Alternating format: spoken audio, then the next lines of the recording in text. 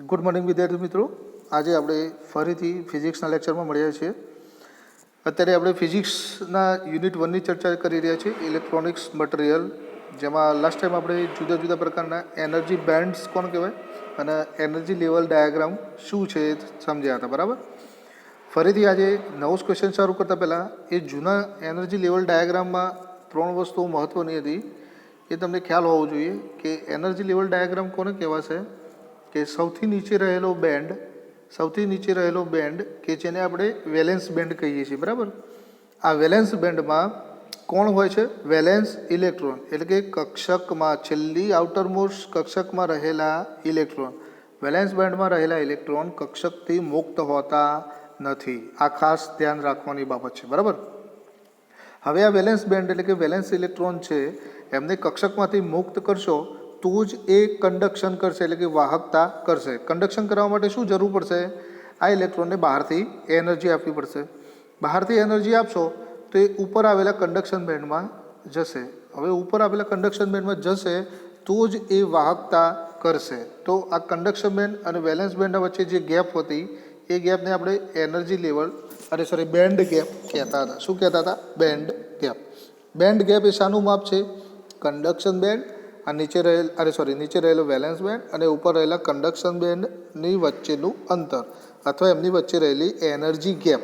કે આ energy gap જેટલી નાની હશે, આ જુઓ મિત્રો, અહીંયા મારા બે હાથમાં નીચે કન્ડક્શન વેલેન્સ બેન્ડ છે, ઉપર કન્ડક્શન બેન્ડ છે.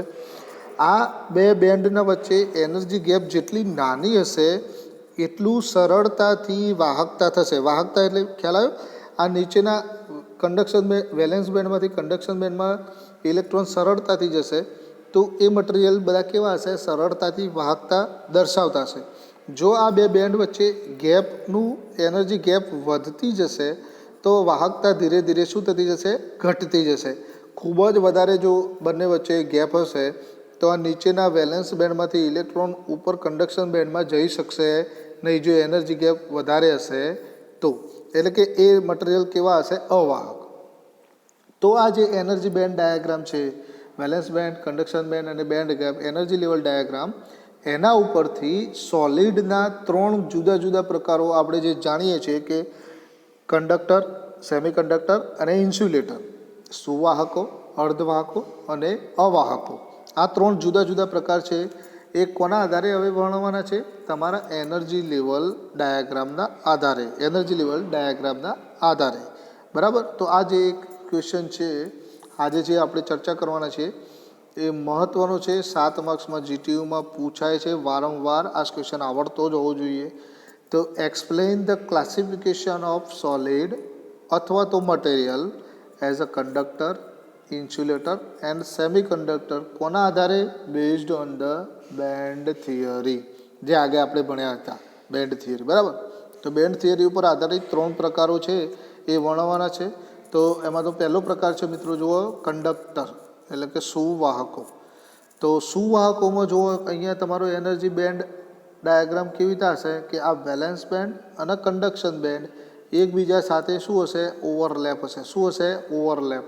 એટલે કે આ કન્ડક્શન બેન્ડ, વેલેન્સ બેન્ડ એકબીજા સાથે ઓવરલેપ. ઇલેક્ટ્રોન, વેલેન્સ ઇલેક્ટ્રોન સરળતાથી નીચેમાંથી ઉપરની કક્ષકમાં જતો રહેશે, નીચેમાંથી ઉપરની કક્ષકમાં સરળતાથી જતો રહેશે. એટલે કે વાહકતા ખૂબ જ ઝડપથી પોસિબલ હશે. એટલે કે એવા મટીરિયલને આપણે શું કહીશું? કંડક્ટર. કે વાહકતા એટલે કે વેલેન્સ ઇલેક્ટ્રોન ઉપર કન્ડક્શન બેન્ડમાં જવા માટે એક નજીવી એનર્જીની જરૂર હશે અથવા તો બંને બેન્ડ ઓવરલેપ જ હશે.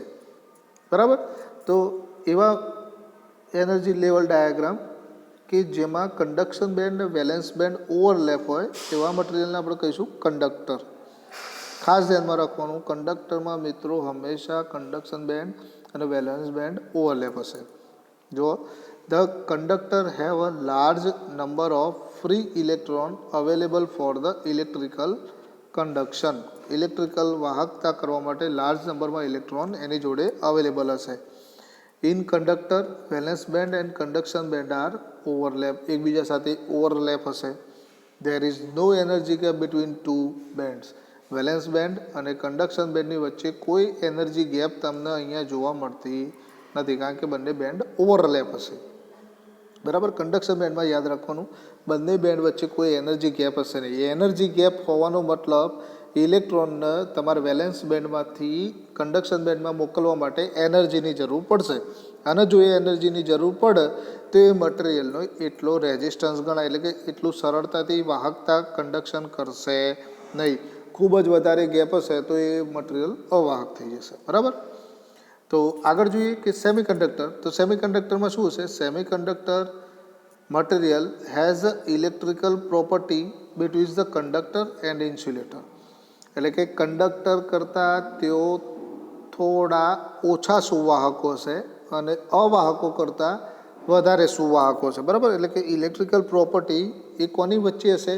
કંડક્ટિંગ અને ઇન્સ્યુલેટિંગ, અવાહકો અને સુવાહકો વચ્ચેના મટીરિયલને આપણે અર્ધવાહકો એટલે કે સેમી કંડક્ટર કહીશું. બરાબર. આગળ જોઈએ.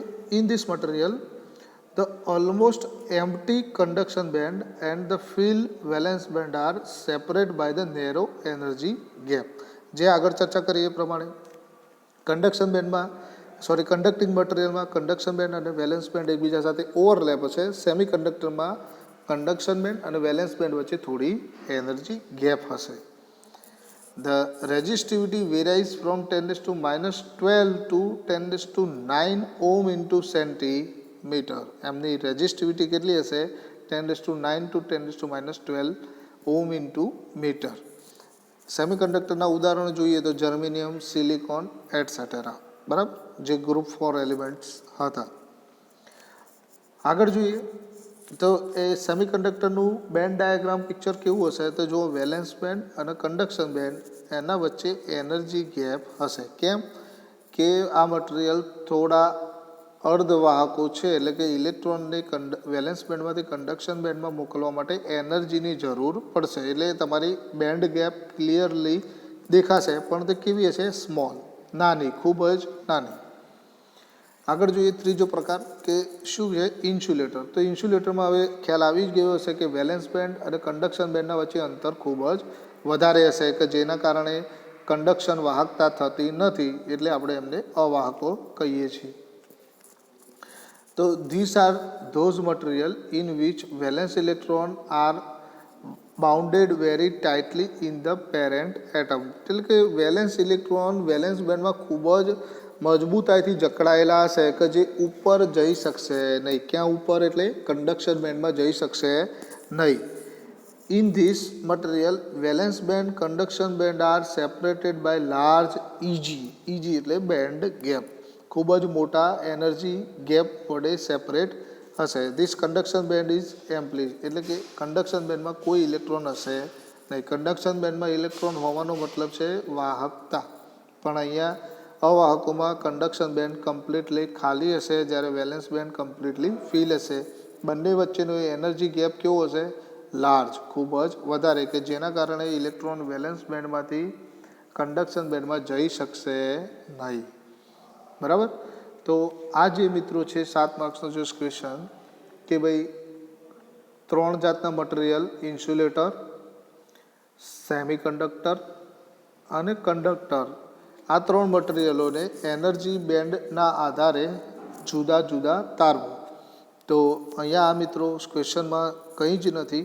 જે આપણે એનર્જી બેન્ડ ડાયાગ્રામ ભણ્યા છે, વેલેન્સ બેન્ડ, કન્ડક્શન બેન્ડ અને ઇજી, આ 3 વસ્તુઓનું પોઝિશન શું હોય છે આ 3 મટીરિયલમાં, એ જ તમારે દર્શાવવાનું છે. સુવાહક એટલે કે કંડક્ટરમાં valence band, conduction band overlap હોય. સેમિકન્ડક્ટરમાં આ 2 બેન્ડ વચ્ચે થોડી એનર્જી ગેપ હશે. અને ઇન્સ્યુલેટિંગ એટલે કે અવાહકોમાં આ એનર્જી ગેપનું અંતર ખૂબ જ વધારે હશે. તો આ 3 સિચ્યુએશન, વેલેન્સ બેન્ડ, કન્ડક્શન બેન્ડની 3 સિચ્યુએશનના આધારે આ 3 પ્રકારો પડે છે, જે આપણે આ ક્વેશ્ચનમાં સમજ્યા છીએ. આશા રાખું આ એક 7 માર્ક્સનો મોસ્ટ ઇમ્પોર્ટન્ટ ક્વેશ્ચન છે, જે તમારી એક્ઝામમાં આવશે અને તમે લખી શકશો. બરાબર છે. તો નવા ક્વેશ્ચન સાથે મળીએ આવતા લેક્ચરમાં. ત્યાં સુધી ગુડ બાય.